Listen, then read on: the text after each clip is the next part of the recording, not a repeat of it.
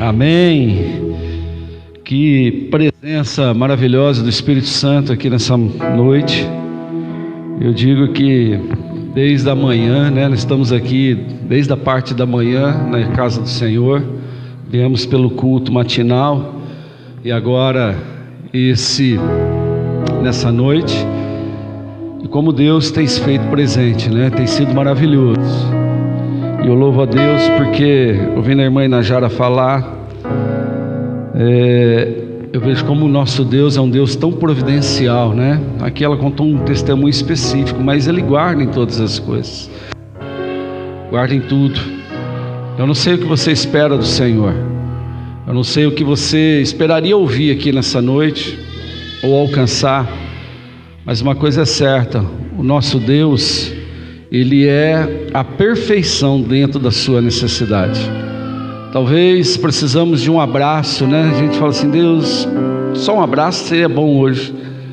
Ainda que ninguém aqui estenda a mão para te dar, pode ter certeza que Ele está aí dizendo: filho, eu estou te carregando nos meus braços. Talvez as minhas aflições, elas são tantas em áreas sentimentais, emocionais, e Deus está dizendo: o seu psicólogo sou eu, Augusto Cury diz que Jesus é o maior psicólogo da história. E eu louvo a Deus por tudo isso, porque Deus, Ele tem cuidado de nós. E podemos dizer uma coisa em uma só voz: até aqui nos ajudou o Senhor. Você crê nisso? Amém? Até aqui nos ajudou o Senhor. Se estamos aqui é porque o Senhor tem nos auxiliado em alguma coisa, e não estamos desamparados por completo. Por completo não, E Deus, Ele sabe o quanto nós suportamos e o quanto nós necessitamos da sua presença. Amados, eu quero convidar você a abrir sua Bíblia em Lucas capítulo 14. Nós vamos ministrar aqui uma palavra, e hoje Deus Ele dá um tom nessa palavra que vai cair mais para uma instrução. Talvez a gente espera um avivamento, a gente espera uma explosão espiritual, mas Deus tem os seus meios para falar conosco. Aleluia. Lucas capítulo 14. Amados, antes que nós entrássemos aí na palavra, você enquanto encontra, tem chegado muita gente nova aqui na igreja, e muitos aqui não receberam o adesivo da igreja. Nós temos um adesivo que nós fizemos, e temos alguns ainda. Para você que já recebeu, eu vou pedir para você, não pegue para você poder servir o seu irmão, porque não nos resta muita coisa. Mas tem algum irmão que não tem ainda esse adesivo da comunidade? Não tem? Então vem cá que eu vou dar para você. Eu tenho branco e tenho preto, então vai ser em contraste com o seu carro. Isso, pega com a pastora. Eu acho que tem alguns brancos, e em casa eu tenho mais alguns ainda. Se faltar essa cor, se seu carro for escuro, pegue o branco, Então, para você colocar lá, tá bom? Mas só pegue se você for usar, porque tem muita gente que eu dei 2, 3 adesivos que não colocou em lugar nenhum, Deve estar jogado em algum canto da vida aí. Mas se for útil para você, tá bom? Você não é obrigado a pegar, você não é obrigado a pôr no seu carro, tem que ser uma coisa voluntária. Eu quero dizer que estou muito feliz com você que nos visita nessa noite, muito feliz de ver a irmã Nicinei aqui. Nicinei é uma pessoa muito querida nossa, seja muito bem-vinda, viu, Ni? E carece muito das nossas orações, Deus sabe aí da necessidade dela, E que hoje o Espírito de Deus possa falar com você, como assim, com cada um de nós. Você achou aí Lucas 14? Quem já achou, diga amém. Amém. Glória a Deus. Vamos, irmãos, para o verso de número 28. Diz assim: qual de vocês, se quiser construir uma torre, primeiro não se assenta e calcula o preço, para ver se tem dinheiro suficiente para completá-la? Pois se lançar o alicerce e não for capaz de terminá-la, todos os que a virem rirão dele, dizendo: este homem começou a construir e não foi capaz de terminar. Ou qual é o rei que, pretendendo sair para a guerra ou contra outro rei, primeiro não se assenta e pensa se com 10.000 é capaz de enfrentar aquele que vem contra ele com 20.000. Se não for capaz, enviará uma delegação, enquanto o outro ainda está longe, e pedirá um acordo de paz. Da mesma forma, qualquer de vocês que não renunciar a tudo que possui, não pode ser meu discípulo. Amém, irmãos? Aqui nessa palavra. Queridos, esse texto, eu vou trocar o microfone aqui. Aleluia. Esse texto mostra Jesus num momento de instrução para os seus discípulos, falando acerca, irmãos, da responsabilidade de ser alguém que gostaria de segui-lo. Jesus, ele tem várias instruções na Bíblia Sagrada que mostram o peso de nós levarmos o seu nome sobre a nossa vida, como nós louvamos aqui nessa noite. O nome de Jesus, todo joelho se dobrará no céu, na terra, nas extremidades da terra, debaixo da terra.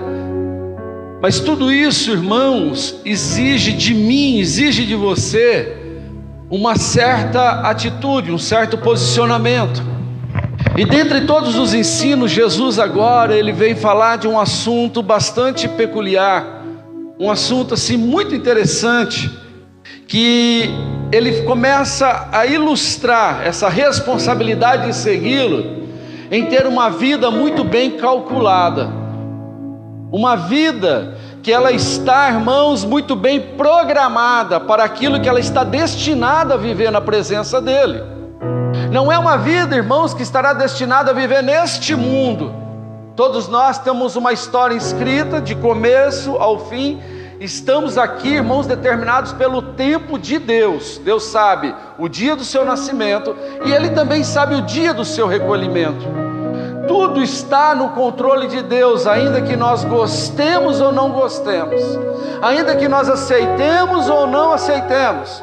Deus, irmãos, Ele está com as rédeas na mão dEle. Pastor Edson, hoje pela manhã, ele falou do Rex, né? Quem esteve aqui de manhã ouviu. Até o diabo está na mão e no controle de Deus. Não tem como ele agir se não for pela permissão de Deus, se for uma autorização de Deus dada. Dentro desse contexto de entendimento, aqui, irmãos, Jesus, ele chama a atenção dos seus ouvintes. Ele traz todo mundo agora para compreender o que ele está falando, dizendo: como que vocês têm calculado a vida de vocês para andar comigo? Em outras palavras, ele está dizendo assim: o que você pensa que é andar comigo? Como que vocês estão imaginando que é tomar o cálice que eu vou tomar? Comer do mesmo pão amargo que eu vou comer? Vocês estão achando que é festa? Vocês estão achando que é oba-oba?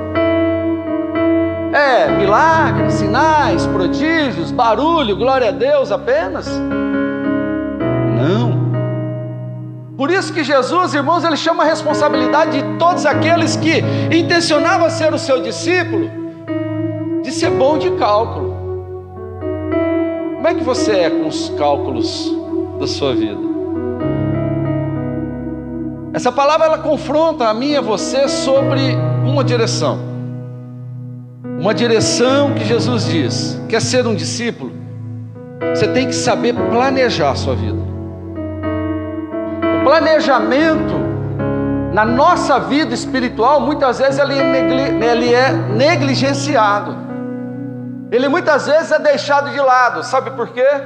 Porque nós às vezes nos movemos nos propósitos de Deus por impulsos. Nós nos movemos nos propósitos de Deus impulsionado pelo movimento de uma igreja. Ah, porque a igreja ela é legal no louvor, eu gosto de todo mundo dançando, eu danço. Todo mundo dá glória a Deus, eu dou glória a Deus. Todo mundo faz certa participação de um departamento, também vou participar. E aqui Jesus ele diz: olha, é totalmente fora dessa casinha. Não cabe isso para nós que quer agora seguir a Ele, andar, irmãos, segundo um movimento. Nós andamos segundo um avivamento na nossa alma. Por isso que um dia Nicodemos, um mestre da lei, quando ele estava, irmãos, numa assembleia, numa reunião, E todos aqueles mestres da lei falando sobre a fé cristã que estava nascendo dentro de Israel, no meio da cultura judaica, um povo que estava se comportando diferente do que era pregado há quase 4.000 anos. Nicodemos levanta com muita sabedoria e disse: muitos já se levantaram, alguns fizeram um monte de movimento, não deu em nada. Isso acontece no dia de hoje? Acontece. E vai continuar acontecendo no dia de amanhã? Vai, muito. Nós vamos ver muita coisa, gente. Nós vamos ver muito movimento acontecendo ao nosso derredor. Porém, Nicodemos, ele sentencia a palavra dizendo: se isso for de Deus, se tiver um avivamento nesse negócio, ninguém para esse crescimento. Ninguém para isso que Deus está movimentando na vida deles. Nicodemos, irmãos, ele me chama a atenção. Por quê? Porque ele olhou para um panorama diferente. Dentro, irmãos, de um lugar que todos olhavam para a mesma direção. Ele decidiu olhar para o outro lado. E Jesus agora chamou a atenção. Está dizendo para todos os seus ouvintes, para a igreja que o seguia: olha, nossa vida espiritual, no caso de Jesus falando para ele, a vida de você espiritual que está proposta na minha presença, tem que ser planejada. E ele usa o quê? Duas metáforas, ele usa dois assuntos. Um homem vai se assentar para construir uma torre, ele não pode sair empolgado começando a construir, porque vai faltar recurso, vai faltar o necessário. E que vai acontecer? Isso vai trazer reflexos muito ruins sobre a vida dele. Como é a sua aliança com Deus? Ela é estimulada por uma empolgação, por um estímulo momentâneo, de uma ação reativa, ou ela é algo que é contemplada lá na frente? Jesus está dizendo: não olhe apenas para o hoje, mas olhe lá na frente, porque muitas coisas virão sobre a vida de vocês. Esse é o convite para aqueles que querem tomar a sua cruz e segui-lo, que querem andar segundo o que nós louvamos aqui nessa noite, como filho. Gente, não tem como nós dizermos que nós somos discípulos se nós não tivermos uma vida espiritual planejada na presença do Senhor. E como que nós podemos planejar essa vida espiritual? Eu marquei aqui até 2 pontos. Você tem que saber os recursos. Você tem que saber dos recursos que você dispõe. Quais são os recursos que você dispõe? Eu tenho tempo, mas não tenho dinheiro. Eu gosto de ler, mas eu não gosto de assistir vídeos. Eu venho na igreja. Talvez os seus recursos não são os mesmos que os meus, e isso não é problema. Porque para ser discípulo de Jesus, Jesus não chama ninguém para ser igual. Ele quer você do jeito que você é, na sua personalidade, no seu modo, e te faz um convite. Quer aperfeiçoar isso? Então vem da minha presença, caminha comigo. Jesus, ele não veio mudar aquilo que você é, ele veio mudar a sua natureza. Você vai continuar bonito do jeito que é e vai continuar feio do jeito que é, irmão, não tem jeito, Nossa estrutura humana é a mesma. Por que todo mundo está olhando para o Mário e rindo? Mário é feio? Cadê a Gabi? A Gabi lá, ó. Tem que se ver com ela.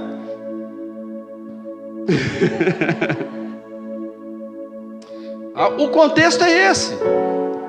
Jesus, ele nos chama para transformar, irmãos, aquilo que muitas vezes nos define como circunstância. Nós somos, muitas vezes, ou melhor, nós nos tornamos, mas não éramos para ser um produto de um meio. Nós acabamos tomando um modo de ser, uma personalidade que nós acabamos vivenciando por conta do quê? Do ambiente, do momento, da situação que nós vivemos. E Jesus está dizendo assim: filho, você não é nada disso, você é o que eu quero que você seja. Você não é essa dor que você está vivendo, você não é esse sofrimento que você está vivendo, também você não é essa abundância, você é o que eu estou querendo que você seja apenas. Simples, objetivo, rápido. Falo, Jesus é uma dose, irmão, puf, cavalar, rapidinha, não tem muito segredo. É nós que complicamos quem é Jesus. Jesus é simples. Vão entender, irmãos, a palavra é completamente simples. E Jesus diz, olha, planejamento. O planejamento, para ele acontecer na minha vida espiritual, ele tem que, irmãos, primeiramente me mover a olhar quais são os recursos que eu disponho. Qual que é que eu disponho? Eu gosto de orar. Boa!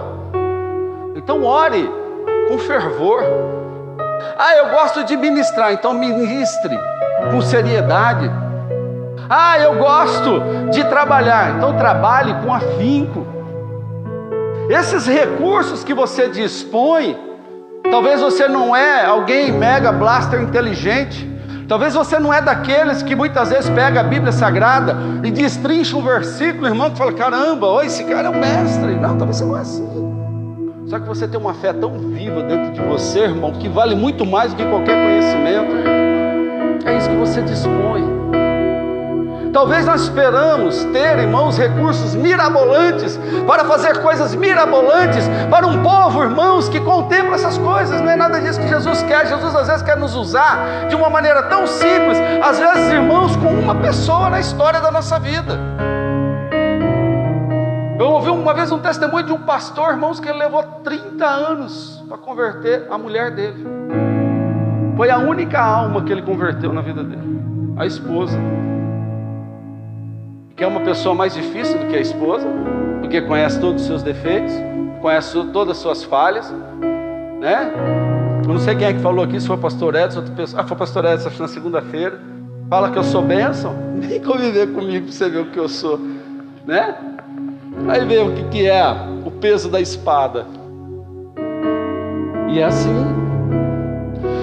Por quê? Porque uma vida muito bem planejada, Jesus já dava um panorama de entendimento para essas pessoas, que uma vida, quando ela é planejada com o Senhor, ela vai ser uma vida que vai gerar frutos abundantes. Primeira coisa que não vai acontecer em alguém que planeja bem a sua vida: inconstância. Você pode ver que qualquer, irmãos, projeto de vida que você planejou bem, você pode ter contratempos. Fato. Mas são contratempos, diga comigo assim, administráveis. Você vai conseguir administrar aqueles contratempos. Por quê? Porque o planejamento te trouxe uma segurança. Você já calculou lucro, mas também já calculou prejuízo. Eu até, quando estava aqui estudando, o Espírito Santo me fez pensar assim numa situação. Ninguém pega o seu carro, né? Tem meu carro lá com 1 quarto de combustível, fala para a família, monta aí que nós vamos para a praia. Eu sei que a praia fica para cá, nós vamos para lá. O que vai acontecer com essa pessoa no meio do caminho? O carro vai parar. O carro vai parar, não vai acontecer a tal viagem tão esperada. Por quê? Porque não teve planejamento. Quando nós temos um planejamento de uma viagem, daqui tanto tempo, esposa, nós vamos viajar, o que nós vamos fazer? Desde hoje nós já vamos guardar dinheiro, vamos tirar o lanche das crianças, não compra o sapato de fulano, nós vamos fazendo um quê? Uma preparação, para que no dia que aconteça a viagem, vai tudo bem, ainda que contratempos apareçam. Mas quem não planeja a sua vida espiritual, vai ter contratempos ruins sobre a sua vida. Irmãos, pensa, vou sair fazer minha viagem, não reservei hotel, não sei qual é o destino, eu vou indo. Vai acontecer de ter dia que eu tenho que dormir dentro do carro, vai ter problema com o carro, enfim, vai ter um monte de intempéries no meio do caminho, e vai ser uma tragédia. Aquilo que era para produzir uma alegria, vai acabar produzindo em mim o quê? Uma tristeza. É isso que Jesus estava falando com a sua igreja. Olha, se vocês não planejarem bem a vida espiritual de vocês, aquilo que eu posso proporcionar de bom vai ser canalizado para frustrações. Vocês vão criar uma falsa cultura cristã dentro do coração de vocês. É o que nós costumamos chamar de religiosidade. A religiosidade Muitas vezes faz eu criar padrões, irmãos, que engessam o trabalhar de Deus. E eu quero que Deus trabalhe da minha maneira, quero que trabalhe no meu modo, quero que faça como eu entendo. E Deus não está nem um pouco ligado com aquilo que me liga aqui nessa terra, porque Deus, Ele é soberano e faz do jeito que Ele quer. E esse contexto, Jesus chama a atenção desses irmãos. Olha, tem que planejar bem. Quem planeja bem, ele se desvia da primeira consequência dessa palavra. Ninguém vai rir dos seus fracassos. Em outras palavras, ninguém vai zombar da sua fé. Ninguém zomba. Problema, irmãos, que muitas vezes nós somos crente piolho. Nós andamos pela cabeça dos outros. Nós somos dessa maneira. Não firmamos, não construímos uma fé embasada em um princípio de palavra, joelho no chão, oração e revelação. O apóstolo Paulo disse, em parte conhecemos, em parte profetizamos. Ou seja, em parte nós falamos da palavra, mas eu preciso de intimidade com Deus para entender a essência e o fervor dessa palavra. Se eu não tiver relacionamento, como foi pregado aqui nessa manhã, se eu não tiver esse relacionamento, eu não entendo, irmãos, o que é ter uma vida planejada com Deus. Eu não sigo uma linha reta. Sabe como é que eu fico? Fico uma hipérbole, eu fico assim. Uma hora lá em cima, uma hora lá embaixo. Uma hora quente, uma hora frio. Uma hora no gás, mas uma hora desistindo de tudo. Era essa a proposta que Jesus tinha para a igreja, que tem para nós nos dias de hoje, de modo algum. Por isso que Jesus já fala assim, vou dar para vocês um antídoto. Essa palavra, irmãos, é um antídoto na veia daquele que quer servir a Jesus, que quer viver projetos com Deus, que quer andar em propósitos com o Senhor. Olha, eu não vou dar um passo sem antes planejar minha vida espiritual com o Senhor. Olha, eu tenho tanto tempo no meu dia, eu vou dedicar aquele período para Deus. Não, eu vou fazer um propósito de ler. Quantas vezes a gente não pega, irmãos, um livro para ler? Isso acontece comigo, talvez acontece com você também. Eu não fujo dessa situação. Mas não, essa semana eu vou... Mano, eu não leio um livro de 50 páginas. Chega no meio do caminho, chegou na 20ª página, nossa, falta metade ainda para terminar esse negócio. Sim ou não?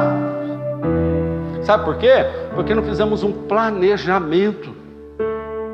Quem planeja bem, ele começa, diga comigo, ele começa e termina com êxito. Problema nosso, e Jesus disse, a nossa fé, muitas vezes ela é abalada porque nós não manejamos bem a nossa vida espiritual. Nós procuramos manejar a palavra, queremos manejar a nossa liderança. Não, vou fazer, agora eu ouço muito coach, né? Vou ouvir os coaches para ter uma liderança eficaz dentro da igreja. Aí a galera vai para os coaches da vida. Pô, o cara dá um monte de receita. Aí a gente parte, agora eu vou ser um líder eficaz. Para casa. Sabe por quê? Você manejou um cargo, você não manejou um relacionamento com Deus. Pastores que ficam, irmãos, hoje em dia, né? Eu me ponho nisso.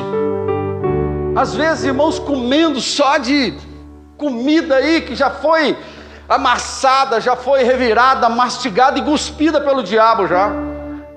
E a gente fica pegando esses assuntos que não tem mais nada a ver e fica trazendo e oferecendo para a igreja. E Jesus está dizendo, meu filho, planeja um relacionamento comigo, muita coisa vai ser nova com você. A pastora Marta disse aqui, depois nós viemos para Cristo, nova criatura nós nos tornamos. Então tudo se fez novo, e tudo se faz novo, e tudo se fará novo. Todos os dias, irmãos, é um novo de Deus em você. É um novo, é a proposta de Deus. Aí quando eu planejo e não sai nada do jeito que eu fiz, aí vem a contra-pergunta, a réplica. Você andou corretamente dentro do seu planejamento? Você respeitou as leis de um planejamento? Porque todo planejamento espiritual tem leis e precisam ser obedecidas. Leis que estão acima de mim aqui, humanamente falando. Adoração, vida de oração, serviço. São leis básicas, são leis, irmãos, que norteiam a vida de todo cristão. Aí nós começamos, não fui um bom servo. Pronto, já feri uma lei. Aí ficamos, poxa, pode ser que os planos não saíram bem por causa disso. Mas o nosso Deus é um Deus que nos reorganiza, irmãos, dentro dos projetos dele. Por isso que nós, irmãos, temos a esperança da renovação no Senhor. Renovação de aliança, renovação de propósito, renovação de esperança. Porque Deus, Ele não vai lidar com esses fracassos vividos, mas Ele vai lidar com a esperança de uma vida nova na presença dEle. Por isso, irmãos, quantas vezes você caiu, para Ele pouco importa. Ele vai se interessar na tua vontade de se levantar. Se você estiver, irmãos, no plano e no projeto de se levantar para viver uma nova vida com Cristo, tudo se fará novo em você. Tudo se fará novo. Ah, pastor, o senhor está falando que amanhã o sol vai brilhar mais? Não, não é isso que eu estou falando. Eu estou falando, irmãos, de uma mente renovada, uma metanoia que vai se transformar todo dia na sua vida. É uma revelação não de coisas ocultas, é coisas que já estão aqui que você não está enxergando. Tem muita coisa, irmãos, acontecendo, aqui, e você não está vendo. Deus está assim, na tua cara, e você não está, que nem um bobão, olhando para a direção errada, para situações erradas. E Deus está falando, estou aqui, eu sou a solução, está aqui, eu estou pronto para mudar. Vamos planejar direitinho que você vai ver que tudo vai dar certo, aleluia, tudo vai dar certo. Vamos planejar um novo tempo. Usa de todas as experiências para um propósito de ensino. Querido, se essa situação for de Deus, como Nicodemos um dia disse, ninguém vai segurar esse negócio, vai se tornar uma coisa boa. Vai se tornar uma coisa boa. Lá na frente você vai ter mais maturidade, vai ter mais fortalecimento, mais experiência. Um bom planejamento me garantirá uma partida e uma volta segura. No caso da palavra, fala-se de uma vida com Deus, salvação. Fala, irmãos, de eu ter uma vida de experiência com o Senhor. Aleluia. Além de eu saber dos recursos que eu possuo, eu tenho que saber aplicar bem na hora certa. Tem gente, irmãos, que fala assim, não, vamos orar, e ora demais, mas vigia de menos.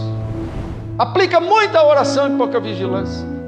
Tem um baita de um recurso, mas usa de maneira errada. Tudo que é demais, irmãos, tudo que é demais, vai com certeza gerar um efeito colateral na nossa vida. Você pode ver, se você amar demais uma pessoa num relacionamento, e você começar a ter crise de ciúme, ficar pegando no pé, o que vai sofrer esse relacionamento? Não é um desgaste? Vai ser uma opressão, vai ficar uma coisa terrível de se viver.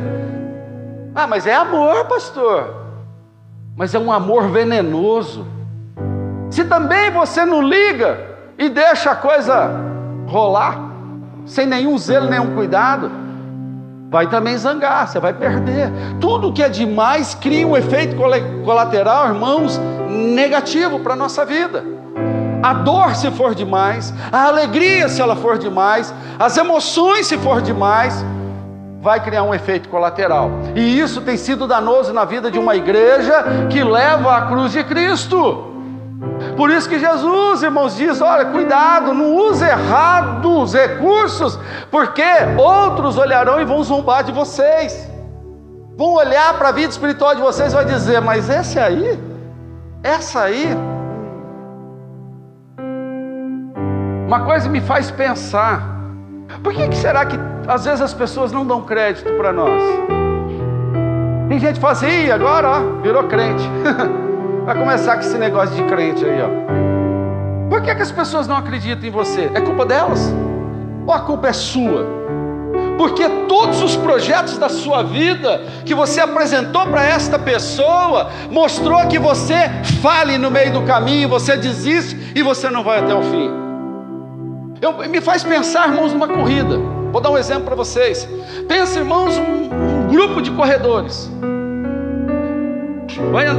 vai correr tantos quilômetros. O campeão chega, todo mundo aplaudiu o campeão. Mas vamos imaginar que um corredor, ele começa a ter cãibra, ele cai no meio do caminho, ele não consegue fazer o percurso, ele começa a rastejar, a lutar. Eu tive um grupo lá no final da trajetória que aplaudiu o campeão, sim ou não? Mas quando você olha aquela pessoa em toda a sua dificuldade, lutando, passando, rastejando, ainda que ela passa a linha de chegada assim, irmão, todo o percurso glorifica a vitória daquela pessoa. E somos nós. Quando as pessoas olham para você agora, tem que ver uma fé viva diante da alegria, mas também diante da dor, da tristeza. Tem que ver em você, irmãos, uma renovação de esperança, uma vida bem planejada com o Senhor, entendendo que o nosso prêmio, irmãos, ainda não chegou, vai chegar na nossa vida. Vou rastejando, mas eu vou atravessar a linha de chegada, vou cantar o hino da vitória. Aleluia. Temos que aplicar bem os nossos recursos. Aleluia. Qual a proporção que devo aplicar em cada etapa? Isso é o que eu tenho que perguntar. Eu tenho que me analisar. Às vezes eu ponho esperança demais, as coisas dão para trás, eu entristeço. Oro demais, não dá certo, entristeço. Às vezes, irmãos, eu falo, não, vou dar meu dízimo e dar muito dinheiro, além do que tem que dar. Não deu certo. Os seus recursos têm que ser aplicados com sabedoria, muito bem planejado e calculado, porque isso vai gerar equilíbrio no seu relacionamento e vida com Deus. É isso que vai proporcionar, não fogo e ora, irmãos, carvão apagado, mas cadê os churrasqueiros aqui? Cadê os churrasqueiros? Eu sou churrasqueiro, sou dos bons, irmão, sou dos bons. Compra a carne que eu vou lá fazer churrasco na sua casa e comer com você, tá bom? O que assa a carne? É o fogo ou é a brasa? A brasa. Não é a brasa? O fogo você fica apagando ele para que a brasa fique. É isso que gera, irmãos, o equilíbrio de uma vida espiritual. É brasa constantemente acesa sobre o altar. E os sacrifícios que entregamos a Deus, nossas vidas, nossas renúncias, vai se tornando agradável ao dono da vida, o autor e consumador da minha fé, irmão. E Deus vai falando, o plano de salvação está valendo a pena na vida dele. Coisa linda, irmão. Mas eu penso assim, olha, às vezes eu conjecturo, eu viajo na maionese, né? Eu falo assim, é Deus às vezes olhando para a terra e falando assim, caramba, como valeu a pena. Como valeu a pena alcançar o Fernando, valeu a pena alcançar a Marta. Irmão, pensa a alegria. Deus falando assim, vem cá, anjos, vem cá, anjos, contemple a vida dela, contemple a vida desse Ney, olha lá, na luta, mas está ali, ó, firme, grudado no manto do Senhor, dizendo, Senhor, eu não saio, porque eu creio que essa brasa vai se manter acesa, independente do vento que vier. E quanto mais vento, é mais propício para a brasa ficar acesa.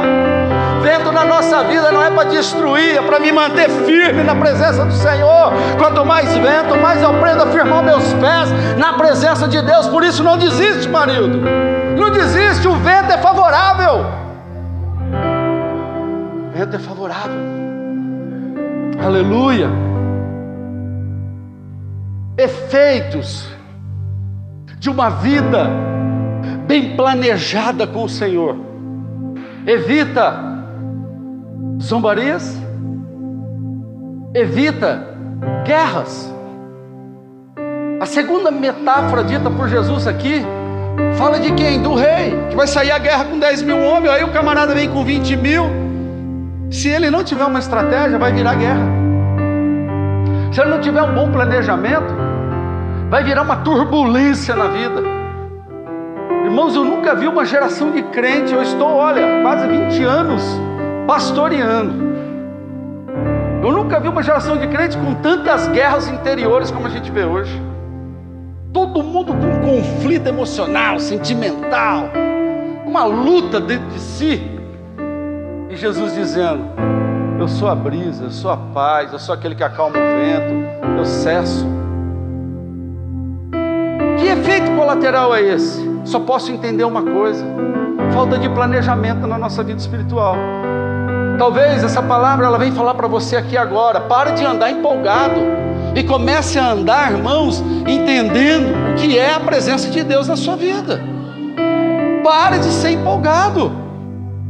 Na empolgação, irmãos, eu vou até corrigir um pouco essa frase. Tem um dizer que diz assim, ó: quando você estiver emocionalmente muito inflamado, não tome nenhuma decisão. E também quando você estiver muito descansado. Extremos trazem em você decisões erradas. Às vezes a gente está nessa alegria, né? Esse domingo foi bom. A gente assume compromissos e não cumpre.